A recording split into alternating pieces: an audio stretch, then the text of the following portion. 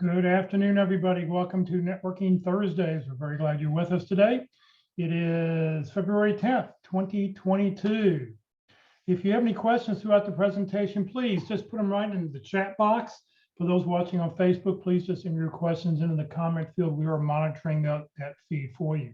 If you'd like to network with other people who are on the call, please go ahead and you're welcome to put your personal information or your contact information into the chat box. That way you can network and connect with other people, because the whole point of this is networking with other people. That's the point of the workshop today. Please note this event is being recorded and is currently live on Facebook. The recording will be on the Career DFW Facebook page and the Career USA YouTube channel for others to view in the future. By participating in this event, you give consent for your name and picture to appear, but please note that any comments you put in the Zoom chat window will not appear in the recording. Well, good afternoon, everybody. My name is Jeff Morris. Back in 2008, I started a website called careerdfw.org, a website to help those in their job search in the Dallas-Fort Worth area. In 2012, I started a second website, careerusa.org, to help those around the United States. I have written a book called What I've Learned About Your Job Search That You May Not Know. It is available on Amazon. Since 2007, I've been facilitating and leading the North Dallas Plano Career Focus Group. The group's been around since the late 1990s, and I'll tell you about our upcoming program that we have coming up this Friday at the end of this session. And since 2017, I've been a member of the practice interview team. You spend a lot of time on your resume, a lot of time on LinkedIn. How much time do you spend practicing your interviewing skills? A resume and a LinkedIn profile isn't going to get you a job. It's how you answer the phone call when they call you up. So every session, every time we do this on the second and fourth Thursdays, we've had different speakers talking about networking. This is our lineup of 24, 25, 26. I really forget how many there are right now. But we'll keep adding new faces as we have new volunteers or new people who want to present. Today, our speaker is John Ernat. He's going to talk about networking, wired or wireless. John's been a chief operating officer, a plant manager, director of supply chain distribution, continuous improvement. John is currently in job search himself. So John, thank you for being with us, and it's all yours. Glad to be here. As soon as you give me permission to share. Oh, sorry about that. Let's see here. Okay, should be good to go.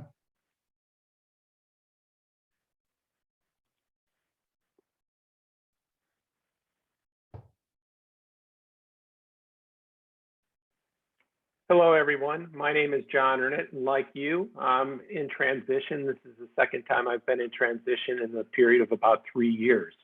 What I'm going to share today is something that I've learned. Being an avid student, always learning. It's always good to learn new skills and new topics. And today we're going to talk about networking.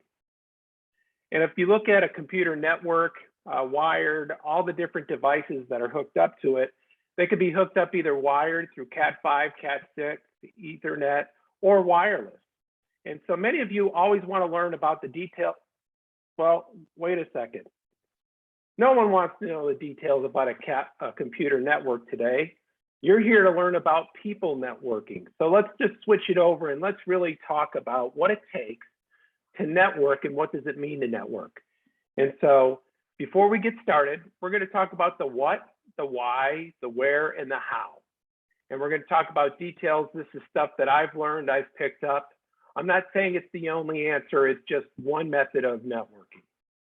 I encourage you to ask questions and make this an interactive discussion today. So what is networking? Really, it's the action or processing to exchange information and develop relationships with other people. And so that's really what it's about. It's gathering information and developing relationships. But what it's not is asking someone for a job.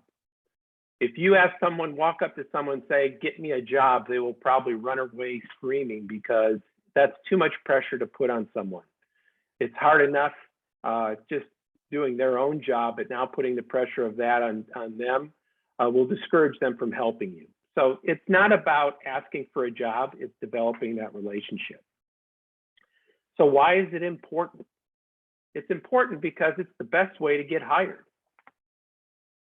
Most people are hired by referrals, and many companies have a referral program where the person who's referring may get a monetary benefit. 70 to 85% of the jobs are found through networking. This is very important. This is the highest probability of you getting a job is by networking. Most jobs, up to 70%, are not even posted outside of the company. So this is very important because you're only looking at 30% of the jobs if you're looking at job boards and social media for postings. You're giving up the vast majority of up to 70% of those jobs that aren't even posted, and you need access to those jobs. Recruiters prefer a referral. Why?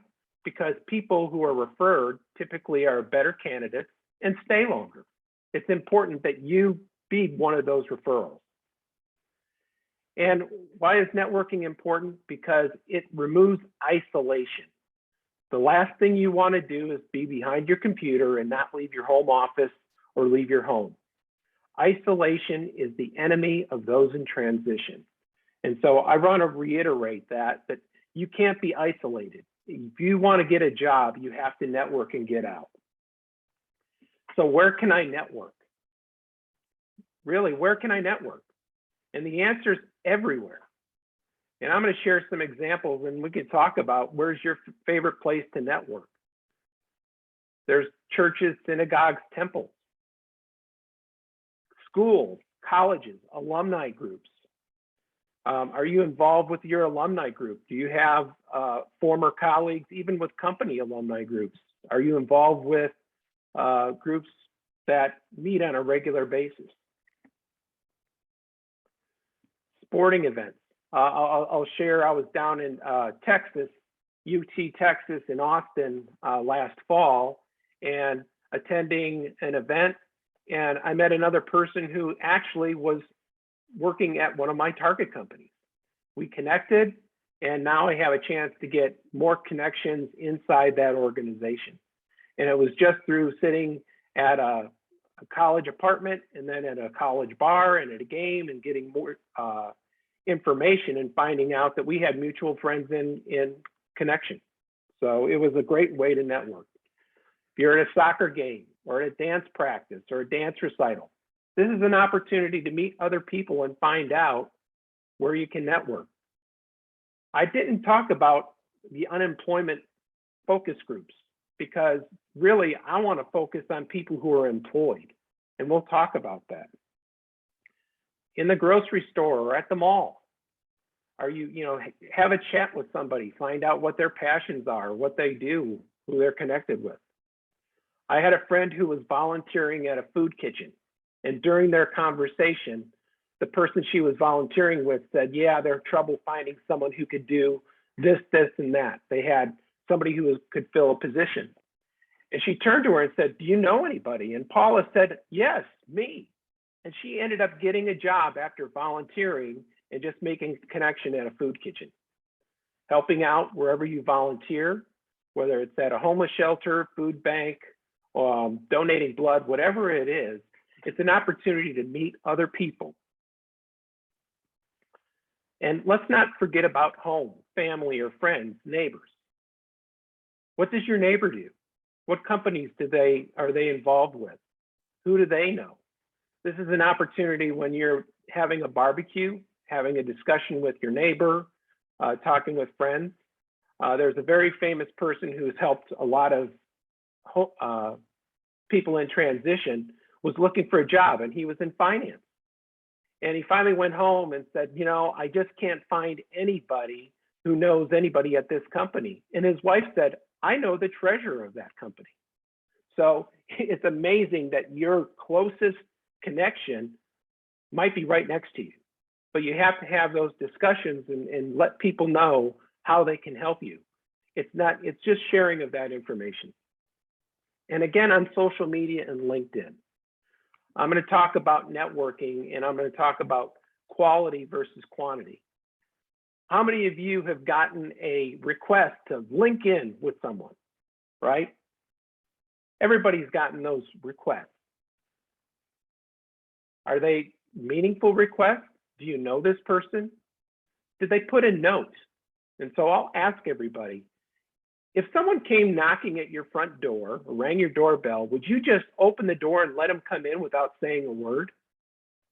Would you walk up to some stranger's home and ring the doorbell and try opening the door? That might not be advisable, but that's really what's happening when people come and request a connection on LinkedIn without at least saying hello. Do not do that. I actually ignore people who do not have the courtesy to say, hey, John, I'd like to connect with you because.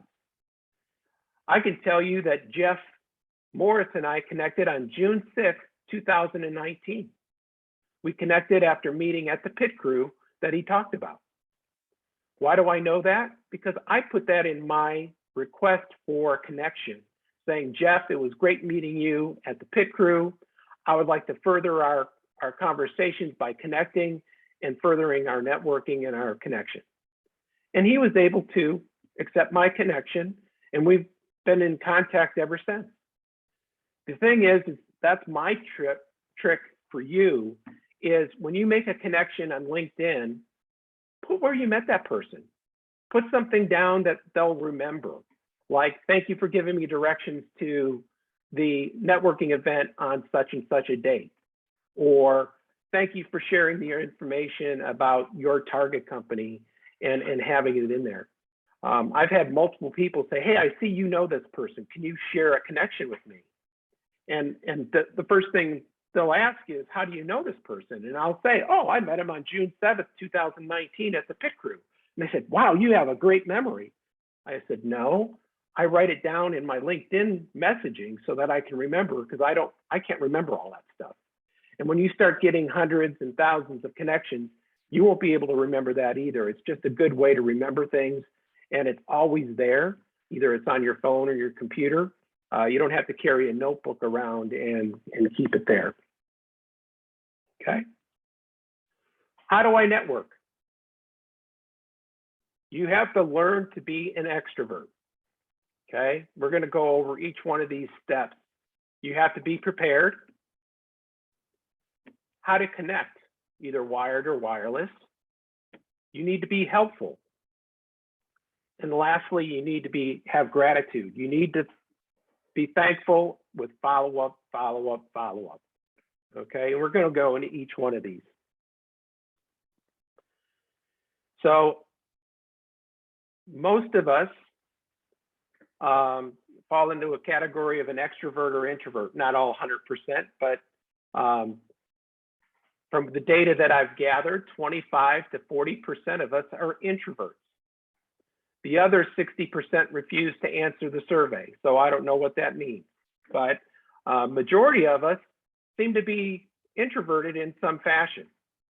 And what we are now in transition, in order to network, you have to be a salesperson, and a successful salesperson comes across as an extrovert. You don't have to be an extrovert. You just have to appear to be an extrovert. You have to prepare yourself to be ready. So if you're going to a networking meeting, you need to prepare, learn what type of event you're going to meet. If you're going to meet somebody individually for coffee or for lunch, prepare yourself when you have that meeting that you know about that person and what they have in common, and what information you want to gather from them. If you're nervous, practice with people you know, practice with people you're comfortable with. The other way of doing it is also, we talked about the pit crew, the practice interview team. That's another great way to network, but also to help bring that extrovert out. I already said that majority of the people are introverted. You know that if you're in a room, you're not the only one who's an introvert. So if you're at a social gathering and you don't want to go up to a group of 12 people that are standing there talking, I would suggest find someone who's standing by themselves or with another person and walk up to that small group. It's less intimidating, and it's a great opportunity to start a conversation. Prepare your introduction. You have to be memorable. You have to have a 30-second introduction that's etched into your brain. Do you have a 30-second introduction that people will remember you by? I'm not saying mine's great, but this is mine. My name is John Ernat. I'm an operations leader delivering profitability by developing people, processes, and creating a positive culture. My passion for lean methodology has made me the #1 challenger of the status quo. And my colleagues say that I have a knack for connecting with people and inspiring them to do their very best. I'm looking for leadership roles in operations, manufacturing, and distribution. My name is John Ernat. Short, concise, and people remember certain aspects of that. You have to be confident to know that you have that. You don't want to stumble. You need to be confident and have it etched in your brain. The last thing you want to do in any type of networking situation is hand over your resume. It screams, find me a job. You do not want to do that, but you do want to share information that they'll remember you. So I recommend that you get a business card. My business card has my QR code for my LinkedIn profile. If you're at a big event where there's going to be gatherings of people, I would recommend that you wear a name tag. There's many templates on the Career DFW website on using a template. It has your name, your role, and information about you. I went to a networking event 3 years ago, and I walked into the restaurant where everybody was meeting, and the person who was sponsoring the event said, "Oh, you don't need a name tag." And I said, "Oh, that's fine. I'll just wear mine." I was the only one at the event that didn't have a name, or that had a name tag. And I had everybody come up to me going, "Oh, what's with the name tag?" People remembered me because I had a name tag. And if you're like me, if you be introduced to people, I'm a visual person. If I can see someone's name, I'll remember it a lot greater than just hearing it. So many of us are visual learners, and that's one way of doing it. Have a one-page bio or a marketing plan. I have mine. I'll share my example. I have 2 examples, same information, 2 different formats. And I put mine on cardstock. It's heavy, 80 weight cardstock that's not flimsy, and people remember it. And it's something that you can hand to people that tells them about you. And there's lots of information on it. I'll share mine later in the presentation. If you're going to meet someone, research them on LinkedIn. Find out about them. What school did they go to? What city do they live in? Do they have hobbies listed? What companies have they worked for? What's about their career path? All these will lead to questions that you can develop to have a meaningful conversation when you have that meeting, whether it's in a group or a private setting. Have your questions ready. Make them meaningful. And we'll go over some sample questions. And really, what are you trying to do? You're trying to achieve to gain information. And one of the most important things about communication is listening. Hear what they have to say, and just, this is not about you, it's about them. And more importantly, if you're meeting with someone who's employed, they're busy. They have a lot going on. You must respect their time. Calling someone to say, "Hey, can I get an hour of your time?" is probably impractical. My recommendation is, do you have time for a 10-minute phone call?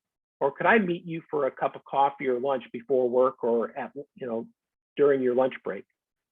Those things, just a 10-minute interaction, may be enough to start the conversation that will spur another conversation or another meeting down the road. We live in an interesting time. Many people are working remote. Many offices aren't open yet. And all of our networking meetings that we have on our job search, almost all of them are virtual. They're all wireless. They're not wired. Whether, just like this meeting today, we're in a Zoom call. And find a way to be face-to-face. As the pandemic winds down and people are interacting more, I met someone for lunch yesterday. And, it's easy to meet someone for lunch and have a restaurant as the weather gets nicer to have it outside, or meet for a cup of coffee. It's a quick, easy way to meet with other people. Have a set time. Like I said, make it short, make it concise, make it easy for the other person. Make it easy so that if you want to meet for a cup of coffee, have a cup of coffee 2 minutes away from their office, even though it might mean that you might have to drive a half hour. This is important. It's showing the initiative that you're willing to go the distance to have the conversation. Jeff, do we need to stop for questions, or do you have any questions in the chat? No questions. So keep going. Okay. Feel free, if you have questions, raise your hand, put them in the chat, please. I've heard people talk about having thousands, literally thousands of connections on LinkedIn. And you call them and say, hey, can you introduce me to so-and-so? And their conversation is, well, I really don't know them. They just connected. And so you really want to have meaningful connections. If you try to have 10 connections a week, you're not going to have a good quality connection where you can get information and people remember you. That's one of the things that you want to have, is a relationship where they remember you. I made a connection last June, and that person connected with me yesterday to let me know that they have an opening at their company, and I was the person they were thinking of. So this is a great opportunity to make those connections and make yourself memorable. Being helpful. You can improve your relationships with your contacts by offering help. People will remember you if you are helpful. If you can give them a suggestion, give them an idea, offer solutions. That would be, if we go through some of the sample questions. What are some of the problems they're facing at their organization? What experiences can you share that might enlighten them or give them insight to solving their problems? It's not about you, it's about them. Everybody wants to share information about themselves and what they're going through. Listen and learn about them and see how you can help. People remember those who are helpful, those who make a difference and help others. The last thing that I have on the session was always send a thank you note. Whether it's a phone call, follow up with an email. If it's a face-to-face, I always recommend a handwritten note that's mailed. But it's always important that you follow up to you appreciate the time they spent with you and the information they shared. If they ask for something, you need to commit to it. So if they say, hey, will you call Bob? I'm going to recommend that you call Bob. He's another person at my company. Don't wait 2 weeks to call Bob. Call him, because you never know if he's going to go down the hall the next morning and say, hey, did John call you? And Bob says, John who? So you want to make sure that if you have any commitments that you're making or things that you want to do, please hold up to them. It'll show that you're helpful, but you also are accountable. Here is an example of my bio. This is what I would call a traditional, very straight format. It's got my picture, it has areas of expertise, talks a little bit about my achievements and successes, talks about some of the things that I've done strategically, some of my interpersonal skills, the companies that I've worked for, my education. So it's a very quick, easy way to see some of the different things that I've done. A lot of people will recommend putting target company on this page. This version that I'm sharing today does not, because I just listed I want to be in operations, manufacturing, and distribution. Well, that's too vague for most people. But if I told you that I'm looking for a job at Toyota or Carrier Enterprises or Glacier Beverage, Now, all of a sudden, I've listed 3 companies that, oh, I know somebody at Toyota, or I know somebody at Carrier. And now you've listed companies that my neighbor used to work there. So there's just opportunities that if you put that information in there, don't make it vague, make it very specific for people. You don't want to have them guess.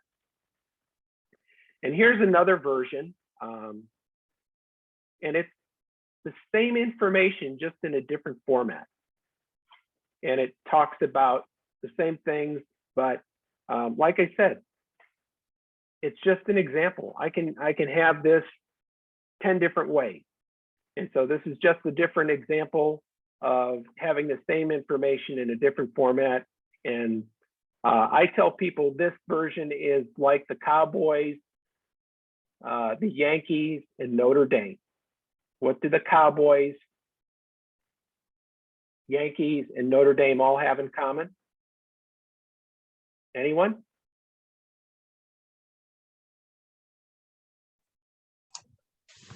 Well connected. Well, yes, but no one's neutral. You're never neutral about any of those. You always, you either love them or hate them, right? So that's why I have 2 versions. Like I said, it's like your resume. If you give your resume to 5 people, you'll get 10 opinions. So it's always important that you know, you have flexibility. And especially if you want to be, if you're at a very traditional company, you'll want it to look like this. If you want a very outgoing and creative company where they want non-traditional thinking, then you have a format that it shows your creativity. Okay. Here are some sample questions. I'm not going to read all of them. What I do when I see these sample questions is I look at them and say, okay, well, how can I put them in my own words? Or how can I rephrase this to get the information that I'm seeking? And so, especially if I'm looking for a job that is, say, a manufacturing job where they're trying to grow. And so if I look, you know, what's the most challenging part of your job? Well, what are some of the challenges you're facing with your growth strategy? And things like that. So this is just a few questions. Everybody's going to get this presentation at the end if you put your information in the chat window. So you'll have a copy of this presentation. It'll have all these questions. Here's several more. And again, these are thought starters. You don't walk in with these 16 questions into your networking meeting. Take 5 that you want to know that are yours, that are going to be the highest priority and give you the most information.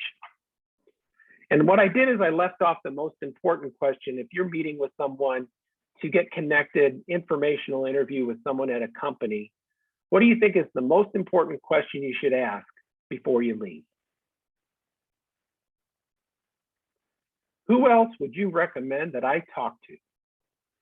So try to get at least 2 or 3 other names of individuals in the target company that you're seeking, because what you want to do is you want to be remembered.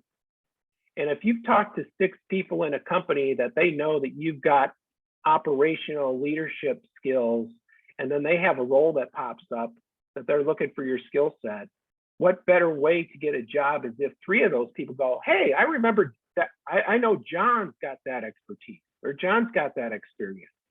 And that's what you are seeking. You're trying to get remembered and trying to make connections so that when a job opening comes in, they know you're the person who can come in and help. I talked about being an extrovert.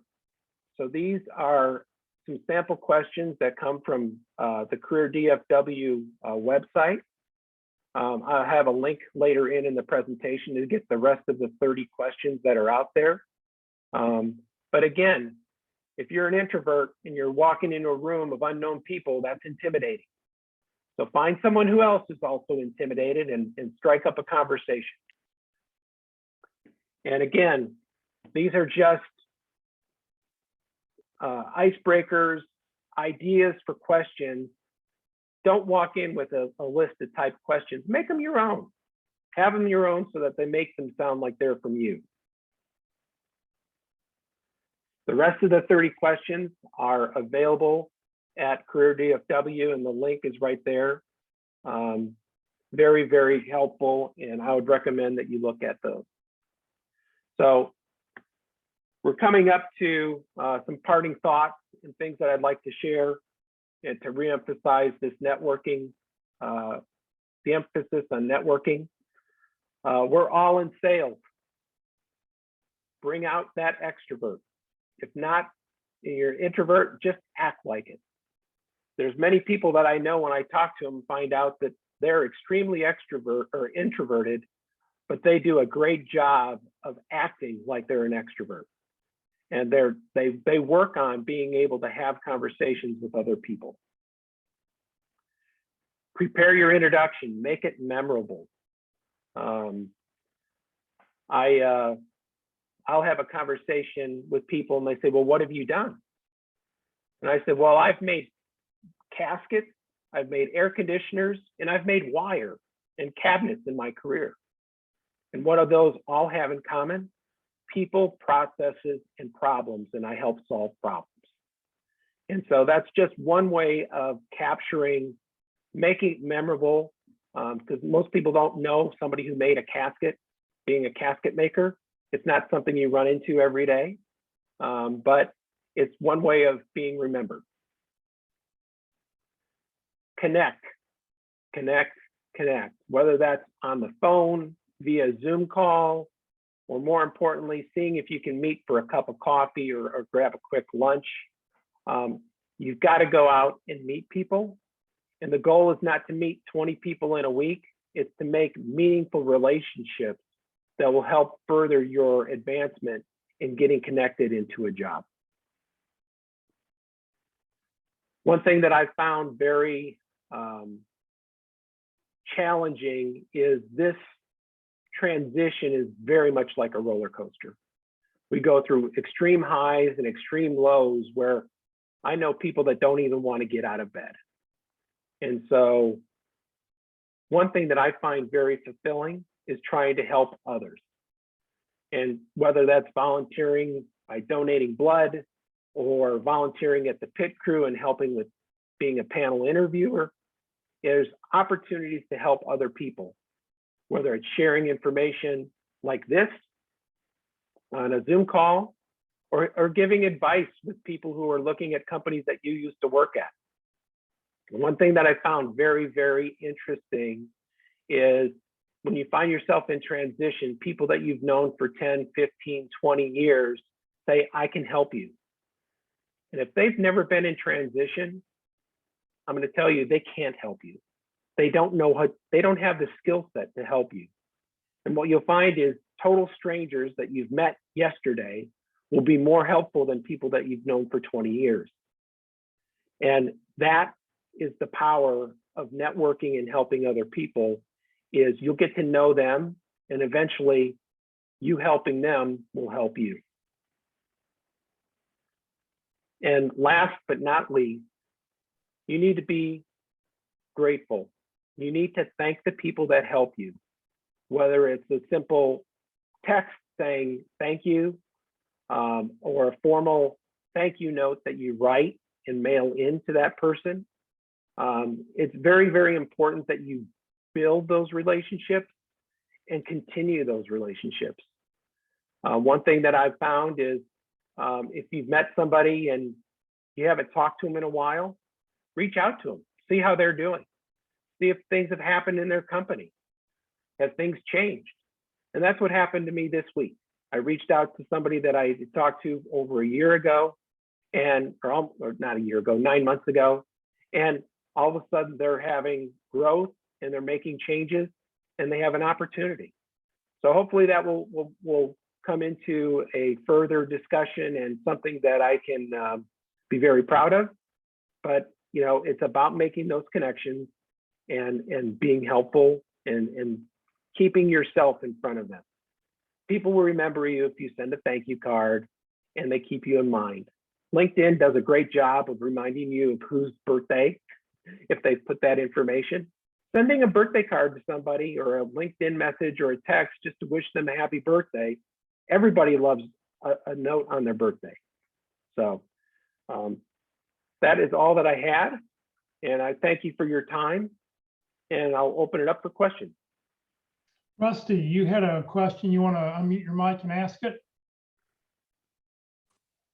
You bet. Thanks so much, John. Appreciate all the great information. My question was, is there a delicate way to confirm if your network contact has actually followed up on the things that they said they were going to do? For example, they committed that they were going to connect you with person X, but you never heard anything. You either never saw an email where you were copied on, or you never heard back from that actual new connection. So if people don't know how to make a connection, this is a recommendation. If they're on LinkedIn and they have a recommendation on LinkedIn, I would say do a joint meeting or a message that has everybody participating where it says, Jeff, I'd like to introduce Rusty Wright. Rusty, this is Jeff. I know Jeff from the pit crew and helping out in DFW.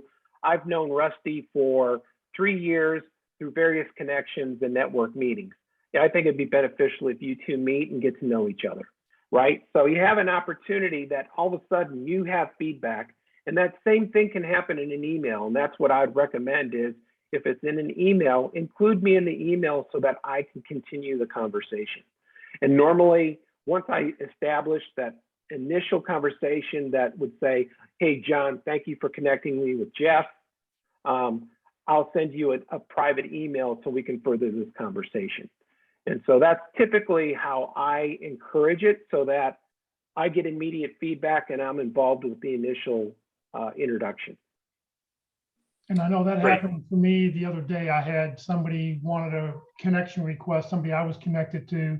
I connected them, and then you pop on LinkedIn and here's 12 more messages the two of them have had between each other. And so I know they've connected, which, it's nice to see that. I mean, they didn't have to reach out to me and tell me, thank you for the connection, but I could see that, they were going to have a conversation at X time, worked out very well. Anybody else have a question? I did put the presentation in the chat box. So there's the networking wired or unwired or wireless. It's in the chat. If you can download it, that's the easiest way to do it. If you can't download it, I'll give you an email address. You can email me and I will get that to you. Any other comments? What's been your biggest challenge in networking? Are you frustrated with networking? Is it working for you?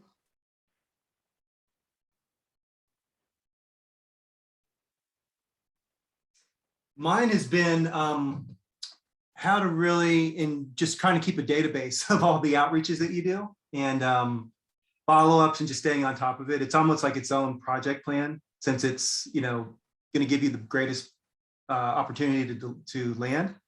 So just trying to keep everything in a spreadsheet and figure out who I've talked to, when I talk to them, who can, all that sort of detailed stuff is can get really unwieldy sometimes.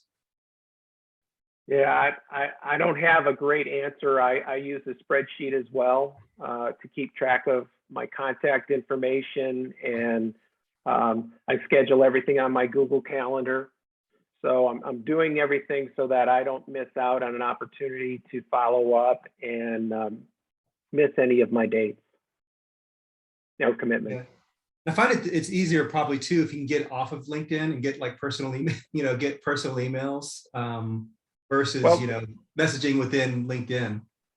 Well, one of the best questions to ask is what's the best way to stay connected with you?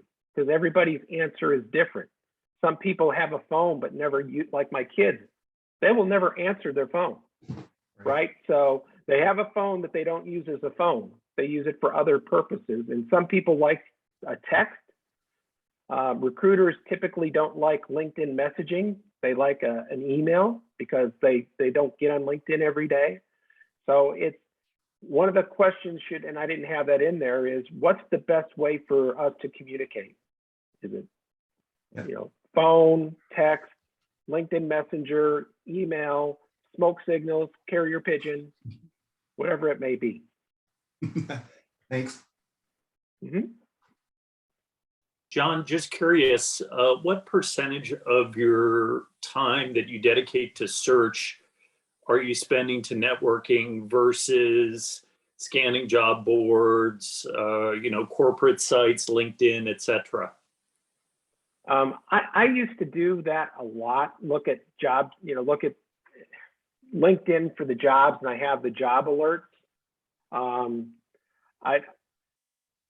It's very, very low percentage.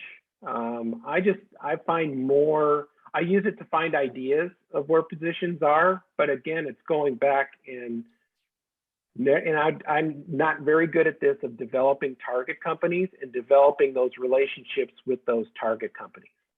And a lot of times what I've done is I've looked at jobs that are listed and then sort of work my way back into that company, knowing that, there was a position at Mary Kay. And so I reached out to you and to other people I knew at Mary Kay to get insight, to make connections with people for positions at that company. But from a percentage standpoint, I would probably say I spent at least 25 to 40% of my time networking, and nowadays it's less than 10% looking at jobs. Do you Gotcha. have Thank set? you. Do you have set like quotas or goals that you set for yourself every week of here's what I want to get done, accomplish? Yeah, so I did have a few weeks ago, I said I was going to have 2 face-to-face networking interactions every week. And since then, I had lunch yesterday with a former colleague and her boss. And I've had 3 other invitations for coffee that, and I met yesterday with another person. So it's about following up and setting a goal. One thing that I think is very important when we're in this transitional space is you have some type of structure. It's sort of like exercise. If you don't go to the gym on a regular basis, all of a sudden you go, where did I gain 20 pounds? And so you really want to make sure that you're set in a way that have a routine that's helpful for you and not overwhelming. And I've exceeded 2 interactions, networking interactions since then, just because some of them fall through. So, and then somebody will call back and say, hey, I can't meet this week, let's meet next week. And now I have 3 or 4 in 1 week. So it's important that you have a goal, Jeff, like you just mentioned. And my goal is to have 2 meaningful network connections every week in a face-to-face. And one person wasn't comfortable, so we're doing a Zoom call.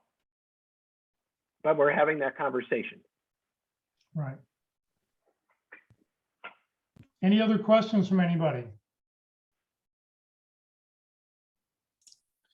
I have a question actually for you, Jeff. Do you have a video from J.R. Better on his networking? Yeah, it's out on it's on the, if you go to the networking playlist on Career USA, you'll find the YouTube. It's on the YouTube channel. Included in that video is Jay's suggestion of how to build a spreadsheet for tracking. So if y'all want to look at that, and he talks about a connection sheet and a couple of different sheets that might help you put something together for that. What was his name again, Walter? J.R. Better. All right, thanks. Anyone else? Yeah, John, when is it appropriate to give a bio out? I've never used those. Is that what's one of your coffee meetings or during a interview or at some point during the interview process? Well, I have my folder with me all the time that has my business card, and I have copies of my bio, 1-page bio. And as I'm talking with individuals, you read what they're interested in. If they're sort of, if the conversation is going well and they want to learn more about you and what you can do, give them a copy and say, hey, here's an example of some of the things that I've accomplished in my career, or this is the few things that I'm passionate about. It's a great opportunity to share that information. I've done that when I apply for jobs. I'll give my resume and do this as a filler. A former recruiter that I work with, a former employee, I showed him my bio page and he loved it. He goes, this is better than a resume because it gives me bullet point by bullet point the information that I'm looking for. But again, like everybody, it's different. Everybody has their own preference. But my recommendation is, if they're interested in learning more about you, then I would share that information. Okay, thank you very much, John. So you don't send that if you're having a networking meeting with somebody, you're meeting somebody in person. I mean, you probably already know the person you're about to meet with. So in this case, they know what you look like. They sort of know what it is you do, right, John? Yes. Okay. And you can set that up ahead of time when you have that discussion of, I'd like to meet with you, and here's some information. You can send that as a precursor to the meeting so they know a little bit about you before you have your coffee. I've done that where I've sent it in email or in the LinkedIn messaging. They have that information ahead of time, so they're not walking in not knowing anything about me. Right. And the other nice thing about that is because your picture's on your bio, they know what you look like when you know what they're looking for when you walk in. So, I highly recommend bios. I think it's a great, very, very effective tool because a bio doesn't scream, hire me, I need a job. When you hand somebody a resume, it says, I need a job. And sending a bio just tells people who you are, what you do, and how you can help. And, the other problem is when you send a resume, you may not necessarily know what the person's looking for. So once you have that conversation with somebody and you know what's important to them and what they need, then you can send a customized resume, which would customize, which would talk about the bullet points that they need. So use a bio. I think it's a very, very effective tool. Anyone else? Well, John, thank you very, very much.